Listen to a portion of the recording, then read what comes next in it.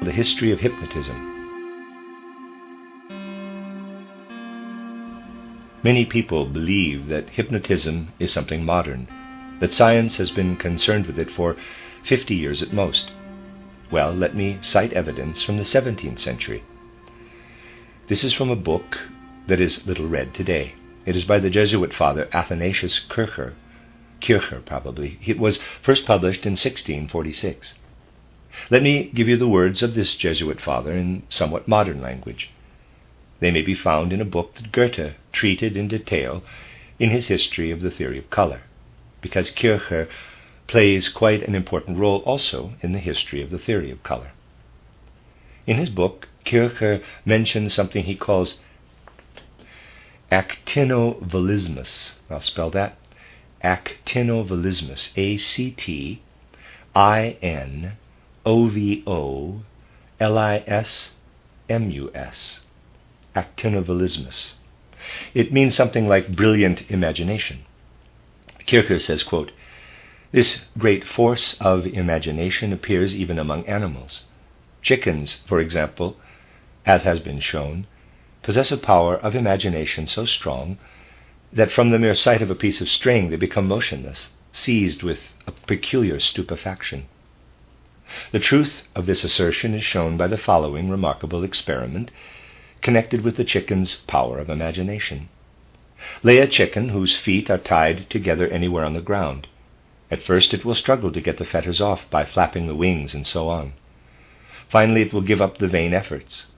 Stroke the chicken with your hand, permit it to move after loosening the fetters, and you will find that the chicken will by no means fly away, even though you incite it to do so. The explanation is based on nothing but the lively power of imagination of the creature, which supposes the stroking to be its fetters. I have often made this experiment." Close quote.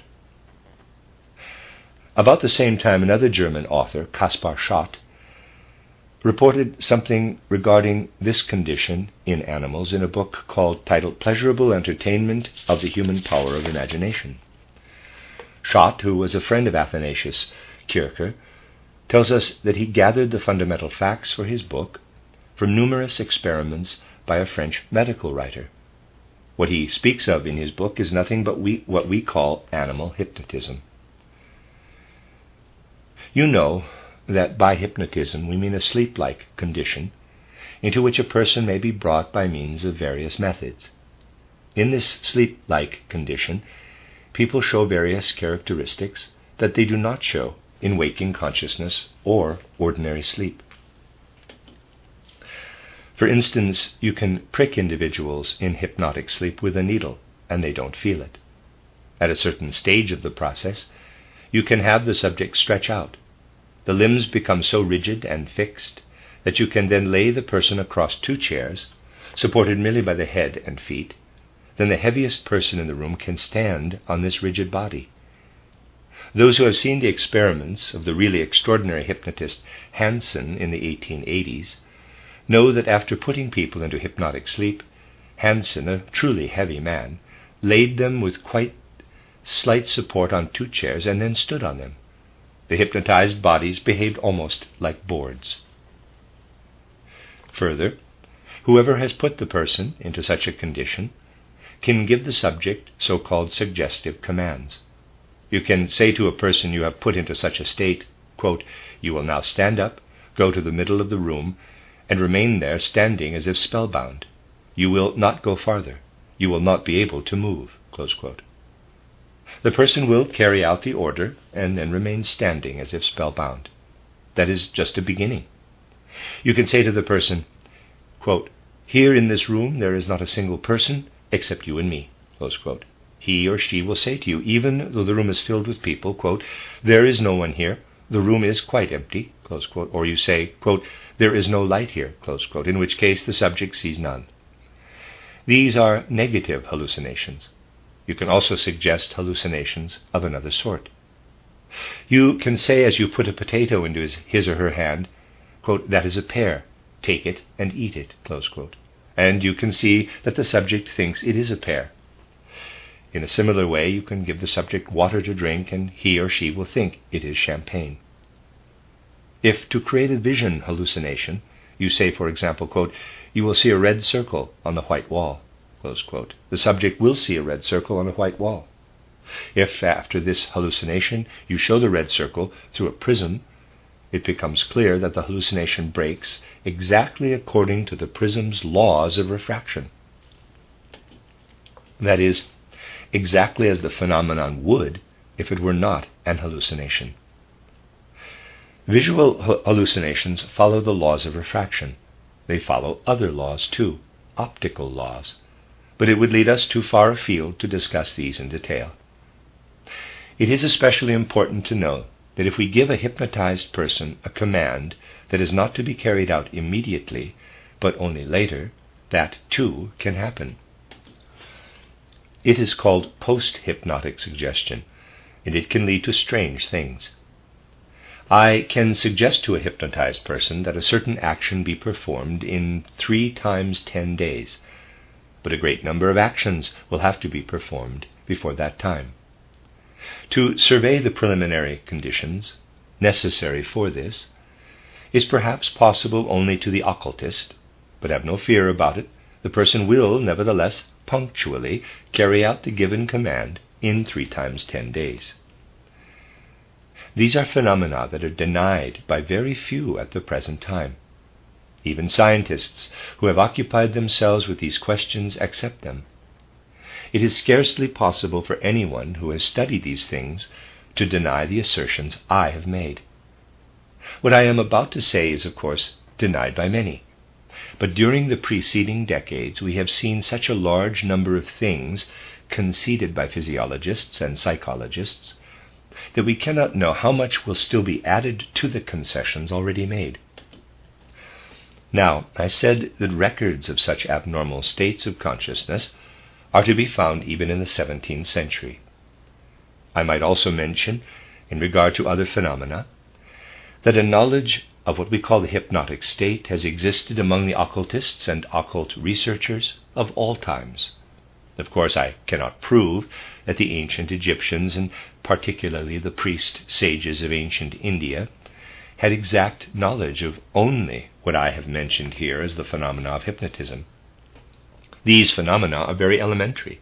The sages knew much more. Indeed, the fact that they knew more prevented them from giving their wisdom to the masses. We shall see why. There is one odd fact, however. Kircher is said to have obtained his knowledge of these things indirectly from India.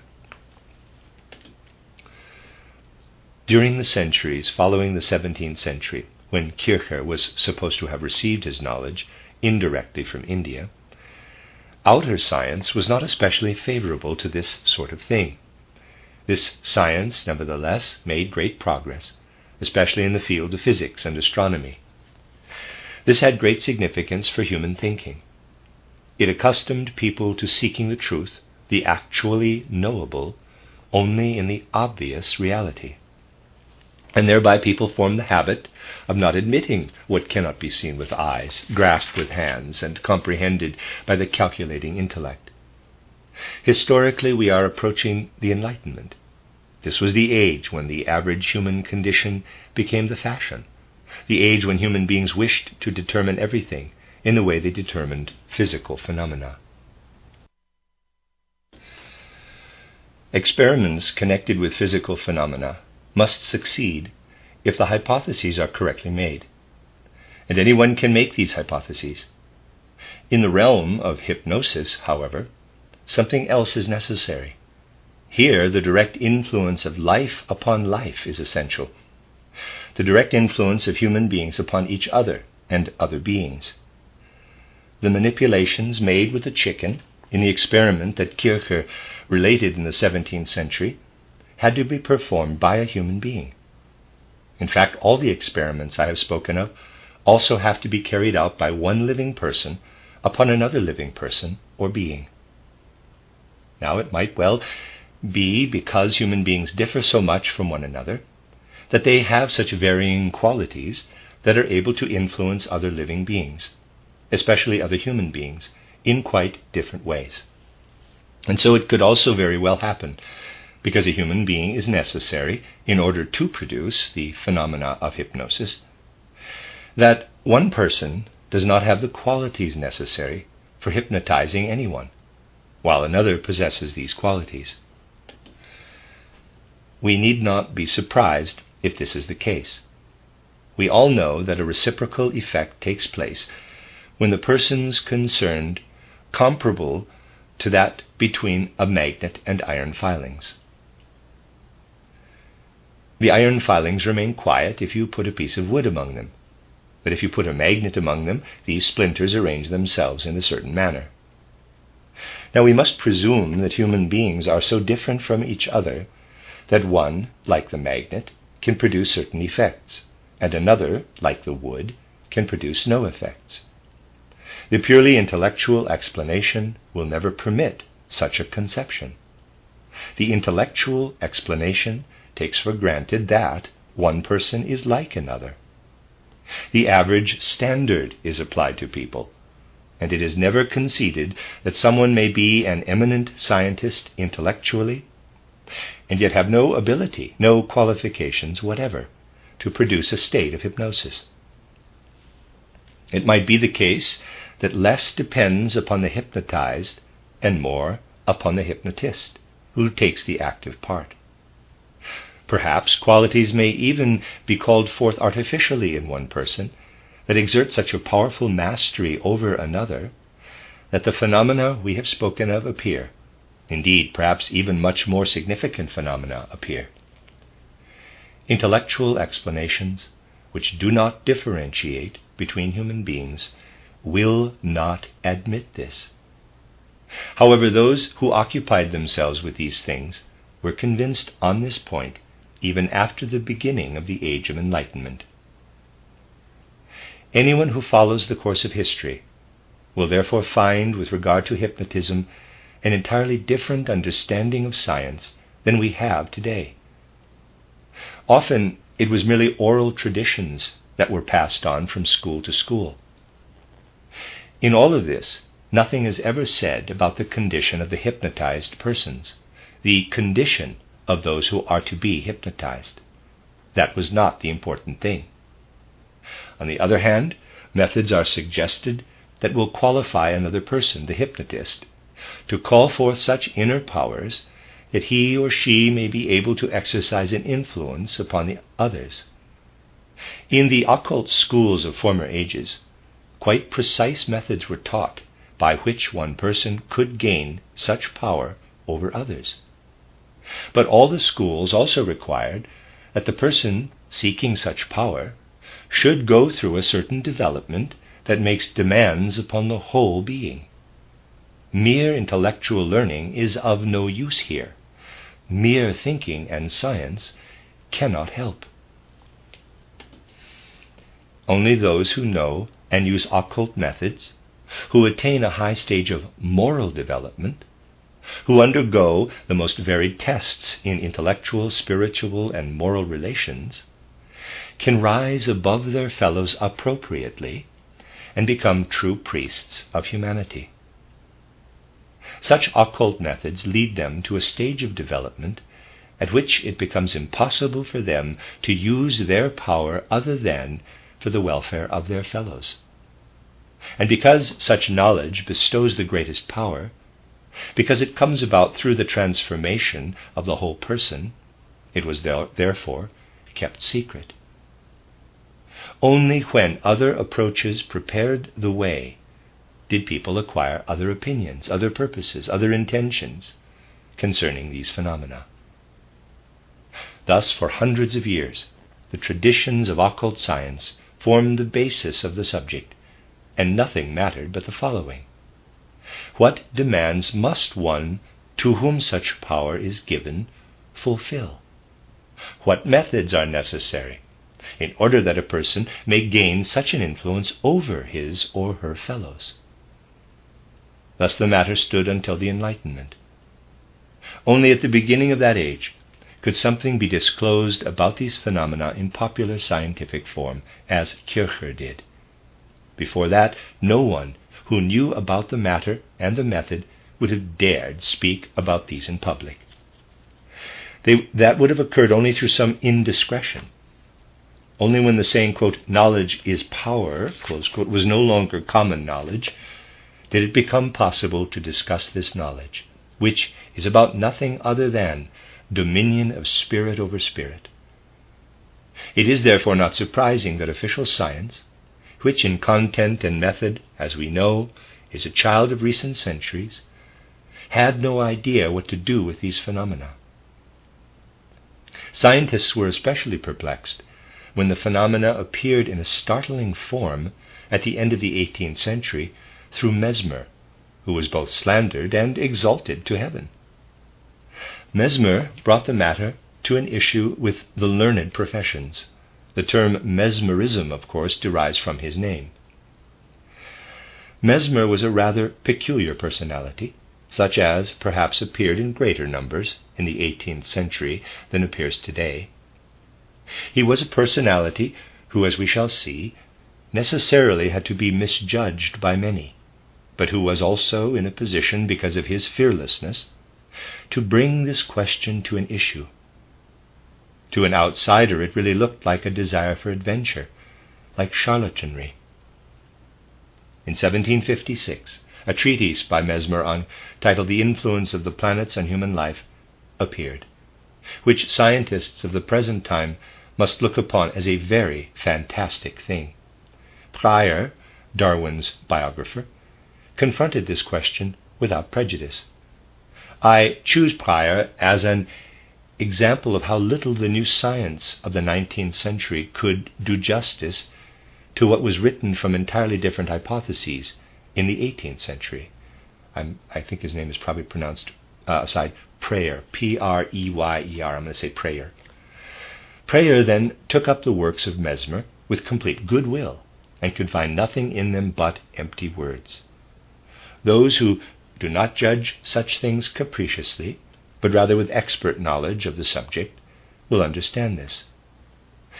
They may indeed distrust those who believe they can defend Mesmer against Preyer. If one wishes to judge justly, the preliminary conditions for such judgment lie much deeper than is commonly believed. Mesmer's first treatise will not, however, engage our attention, for it shows to observers with deeper insight nothing more than the fact that Mesmer was able to master the science of his time comprehensively and from a rather lofty standpoint. I wish to call special attention to this, so that it will not occur to anyone that Mesmer was a dilettante or anything of the sort. When he wrote his doctor's thesis, Mesmer was in fact undoubtedly an unobjectionable young scientist, and you can find that he wrote in numberless theses by people who became quite clever and excellent scholars of the 18th century, and even of the early 19th century. In Vienna, in the last third of the 18th century, then, this Mesmer appeared on the scene with his so-called, quote, magnetic cures, close quote. For these magnetic cures he had first made use of certain methods that were already in common use at the time. There was nothing deceptive about the method he used.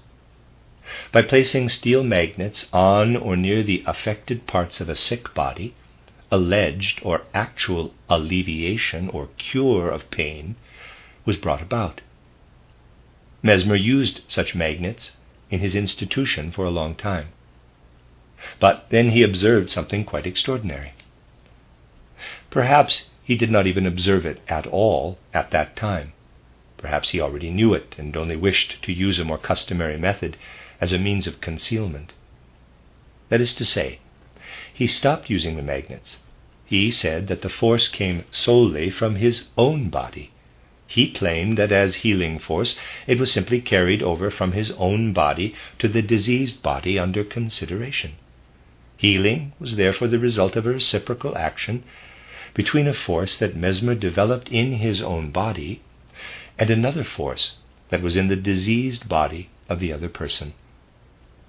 He calls this force animal magnetism. I am telling the story only in rough outline. To give it in a more detailed way would demand too much time. Very soon, we will not discuss the results of his cure, Mesmer had trouble in Vienna and had to leave the city. He went to Paris. At first he had quite extraordinary success there and was much sought after. However, professionals could not get over the fact that Mesmer earned 6,000 francs a month. In fact, this attitude was to be expected on the part of an aspiring science inclined to materialism. But of course it is something really distasteful from the point of view of the physician for anyone to earn so much. You know that in the 18th century, when the Enlightenment was at its height, the waves of materialism rolled high in France. People were willing to admit the validity of nothing that could not see with eyes, grasp with hands, or calculate with the intellect. And you will understand that from the side of official science, which was more or less under the influence of the materialistic tendency, people took offense at things they could not understand. Mesmer's healings therefore became a public scandal. It was said that the illnesses must be only imaginary, not actual, so that hysterical people were cured only in their imagination, or the sick imagined they were freed from pain. In any case, Mesmer's method was questioned. The consequence was that by the order of the king, 2 corporate bodies were requested to give expert opinion about mesmerism. I should like to read to you from the report so that you can see how the science of that time actually regarded these things. A woman who had been blindfolded was told that Mr. D.L. had been sent for and that he would magnetize her. 3 authorized members of the commission were present, 1 to ask questions, 1 to take notes, and 1 to do the mesmerizing. The woman was not magnetized at first, but after 3 minutes she felt the influence, became rigid, rose from the chair, and stamped her feet. This was the crisis. This crisis was critical in Mesmer's cures. Success was attributed to it. An hysterical woman was brought to the door, and when she was told that the magnetizer was within, she began to shiver, to get cold. That was the crisis. The commission ascertained that something strange was under consideration, which it could not anticipate, and it ascertained something concerning which it could scarcely have passed any judgment, other than that Mesmer's whole procedure was fraud. Anyone who understood anything about it could have predicted to you that the probability was 95 in 100 that they would come to this conclusion, and that with their hypotheses they could arrive at no other solutions. Nevertheless, the Commission could have come to different conclusions. Is it then nothing at all that a woman outside the door, who merely grasps the thought concerning a person, comes into all the conditions related to us here about the woman in the room? First of all, we must ask, and the commissioners should also at that time have asked themselves fairly and honestly, could they, from their point of view, from the rationalistic standpoint, have expected such an effect of thought? Would they have had, with their materialistic means, any possibility of explaining the effect of thought upon bodily conditions? Even if we concede to the Commission the right to condemn Mesmer, it can never be granted the right to drop the matter. The Commission should have further investigated the matter, for a quite unique scientific question was under consideration.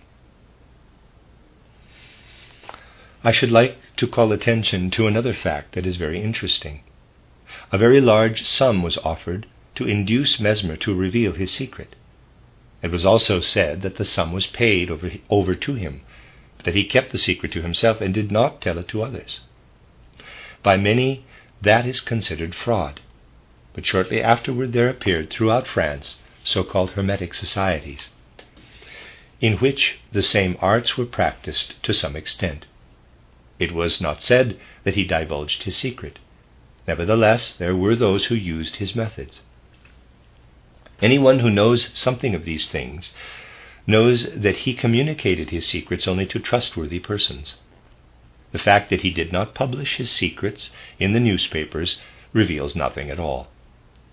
Connect that statement with the fact that those who actually know something about such things do not communicate them, since it is not a question of communicating, but of developing certain qualities that produce such effects. Now you will comprehend whence the societies came. In this case, the experiments are not at all the important factor. An unauthorized person should even be forbidden to perform the experiments. The only question of importance is the development of the hypnotist. Actually, the scientists of that time could hardly give any sort of explanation of these phenomena. Therefore, the phenomena were finally given the death penalty, both by the French Academy and by the entire scientific world. But they came up again and again. Even in Germany, such phenomena were continually discussed. Special newspapers were established for that purpose. People who believed that such an influence could be exerted from person to person explained the facts by assuming that a fluid, a fine substance, passed over from the hypnotist to the persons hypnotized, and that this exerted the influence. But even those who did not deny this influence were not able to rise above materialism. They said to themselves that matter is matter, whether it be coarse or fine. They could imagine what was spiritually effective only as something of a material nature. That these phenomena were interpreted in this way at that time is a consequence of the circumstance that the attempt to explain them was made in the materialistic age. I cannot now describe in detail the different decades following Mesmer. I only want to mention that the phenomena were never entirely forgotten. People appeared again and again who took them seriously. There have even been university professors who have described them in detail, and who already knew of various things that we class today under the concept hypnotic phenomena. They knew of what we call verbal suggestion. They upheld as true much more than present-day science is willing to concede. One scientist asserted that he could read a book quite well with closed eyes, that he could read with the pit of his stomach, and in such a condition could read the words by merely touching the page of a book. It was asserted that by artificial somnambulism, a person was able to see distant events, that is, become clairvoyant. Thus the whole group of phenomena was brought under discussion again. It is strange that the scholars of the 19th century had to be forcibly reminded of these things. They were first brought to attention by itinerant hypnotists like Hansen, who traveled around in America during the 1840s, exhibiting phenomena before great public gatherings and getting paid for it. Such figures often produced quite tremendous results among their audiences and were called spellbinders.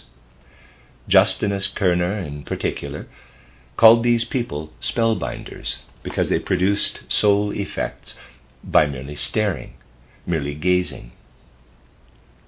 This focus upon the phenomena has its dangers, however, both because dangers exist for the persons undergoing the experiments and because certain frauds can be perpetrated upon the public in the most unbelievable way. I want to cite one experiment that has often been made, which I know has caused people to be perplexed and deceived again and again in great public assemblies. The experiment consists in the following. A medium sits with blindfolded eyes. The showman concerned goes around in the audience and in the back of the hall says, quote, "Whisper something in my ear," or "ask a question, and we shall see whether the medium is able to know something about it," or "write for me on a scrap of paper a word or a sentence," close quote. Either one or the other is done, and after a very short time the medium, far removed from the showman, will speak the word that was whispered or written down. Nobody except the two people knows anything about it, and the showman concerned can produce the scrap of paper or ask the person in question whether the communication of the medium agrees. As a matter of fact, in many cases when I was present, nothing but the following happened. The man who walked around was a very clever ventriloquist. At the moment when the word was to be spoken, the medium moved his lips. The entire audience was watching the medium's lips, and the showman himself spoke the word or the sentence referred to. Thus, in the 1840s and 1850s, hypnotism was again brought forcibly to the attention of scientists by itinerant spellbinders. Particularly, there was a certain man named Stone, who made a great sensation and gave rise to much comment.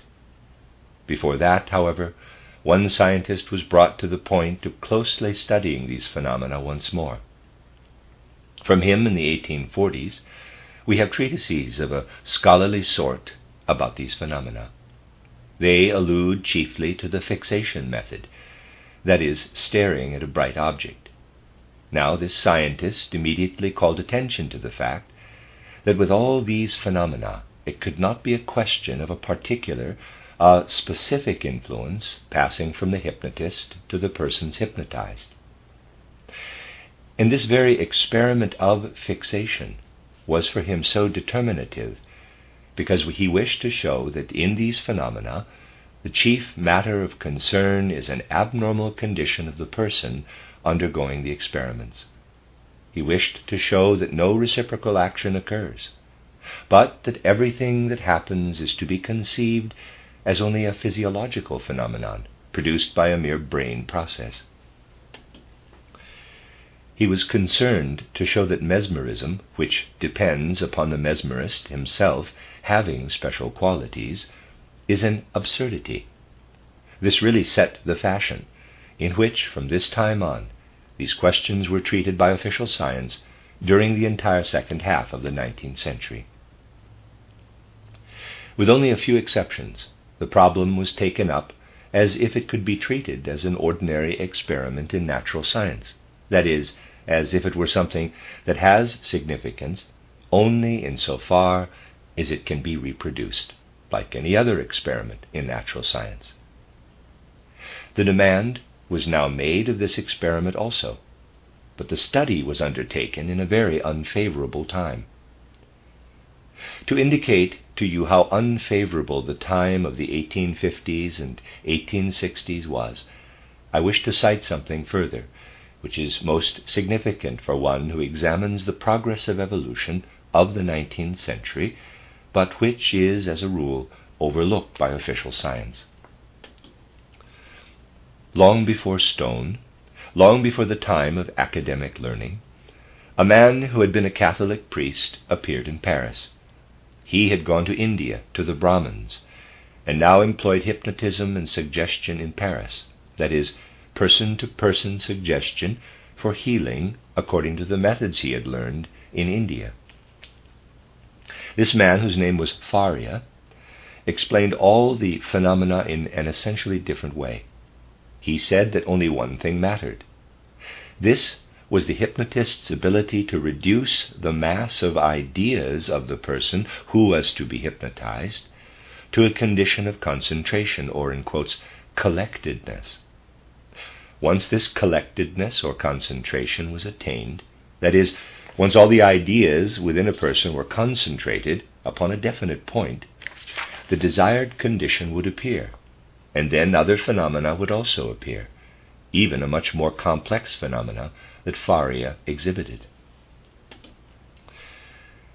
There you have, for once, an exposition and solution in accordance with the facts by someone who actually understood the matter. But he was not understood. He was simply disregarded. And that also is explicable. I have said that the Jesuit priest Kircher, who first discussed these matters, and who also procured his wisdom from India, indicated the solution in the title of his book. Of this, however, scientists understood little, so that the well-informed prayer could say as late as 1877, quote, "If the Church traces these phenomena back to imagination, that only shows how much imagination the Church has," close quote. prayer, expressed his opinions strikingly about the Catholic priest who became a Brahmin. It was always the case, however, that hypnotism was used for cures and for easing pain in operations. Those connected with Faria succeeded, through spiritual influence, in eliminating the sensation of pain in the person being operated upon. In 1847, chloroform was discovered, a remedy that materialistic researchers could justifiably believe in and say was capable of preventing pain during operations. With chloroform, other means of easing pain were lost for a long time. Only isolated researchers who actually thought occupied themselves with these phenomena during the succeeding years. At the same time, anyone who observes accurately will discover that physicians are very well acquainted with the methods belonging to this field, and concede that behind the phenomena is something they do not understand. Those who have more insight warn against meddling with these phenomena at all, with this field so subject to deception that even great scientists can be fooled.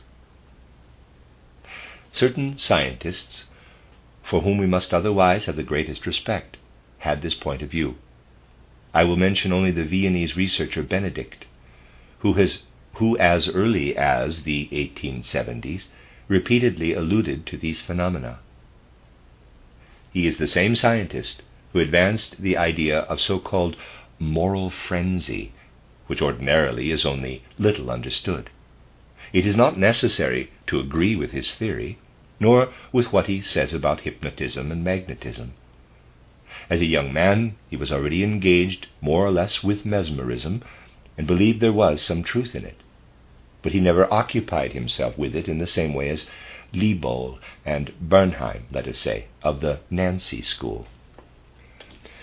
Benedict opposed this school vigorously, and emphasized that even Charcot had given warnings concerning attempts to interpret these phenomena. You will never be able to find a plausible reason for Benedict's opposition to the whole theory of hypnosis. Nevertheless, his instinctive utterances take a remarkably correct direction. He says repeatedly that anyone who experiments in this field must clearly understand that those with whom he makes such experiments are just as able to deceive him, perhaps without being conscious of it, as they are able to be the means of bringing him some sort of truth. On the other hand, he also says that no solution at all is to be reached according to the methods by which science wishes to grasp these things. Now we see, especially after an itinerant hypnotist like Hansen has again performed the most terrifying experiments before people, which were repeated successfully in part by scientists in the laboratory, how magazines seized upon the matter, how large volumes were written that were widely retailed by journalists, and how these things gradually became the questions of the day, and popular articles were written about them, so that everyone might have instructions on these matters in their vest pockets. It was especially the scientists of the Nancy school, Liebold and Bernheim, who interpreted these phenomena scientifically. A characteristic quality had to be ascribed to them that would bring them into correspondence with other scientific phenomena and give them equal significance.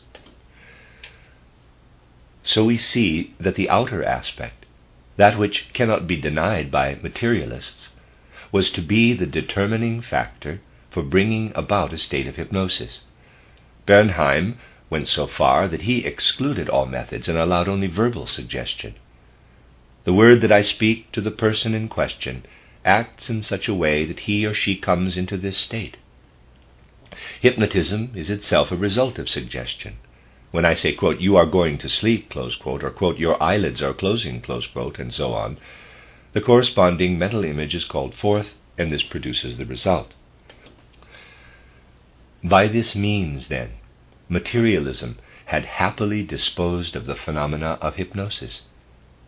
Thus, a fact that is known by everyone who knows anything of these things passed into the background.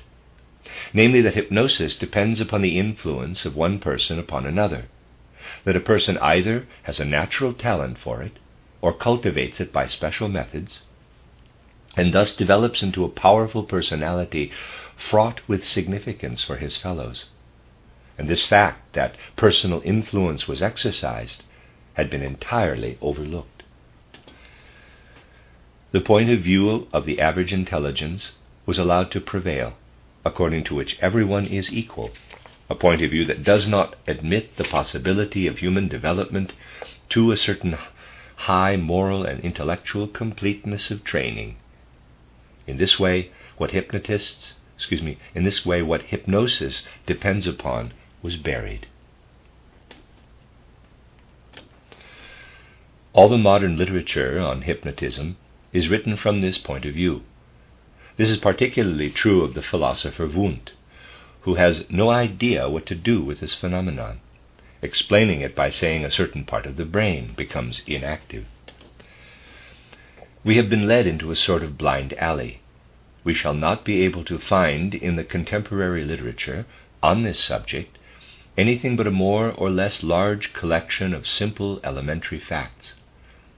The explanation of hypnotism as the influence of one person upon another reveals more or less ineffectual, rather materialistic attempts at a solution. But we shall come to see, above all, that official science was not equal to these facts.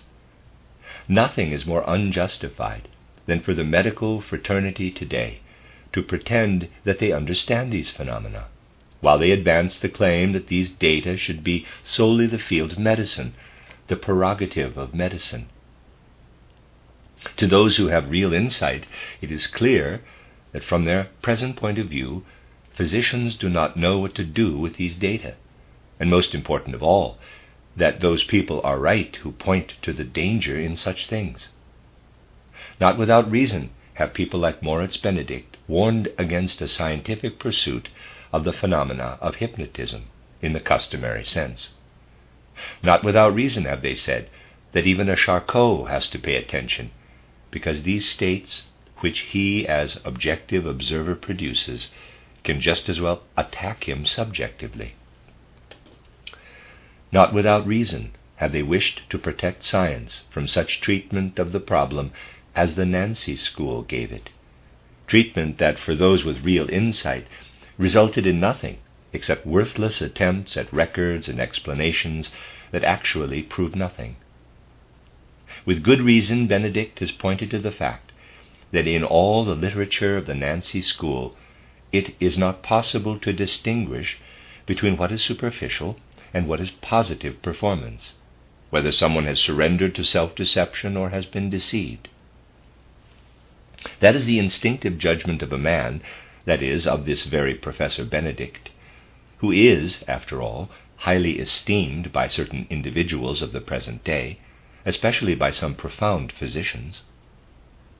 This judgment is significant because it instinctively presents to us the true state of the case. Instinctively, Benedict indicates what really matters.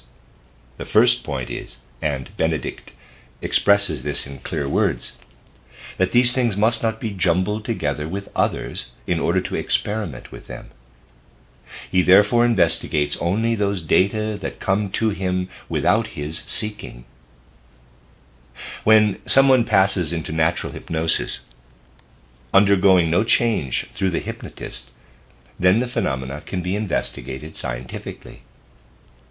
As soon as we exert an influence of this kind upon our fellow, then we exert an influence from person to person, from the force of one person to that of another.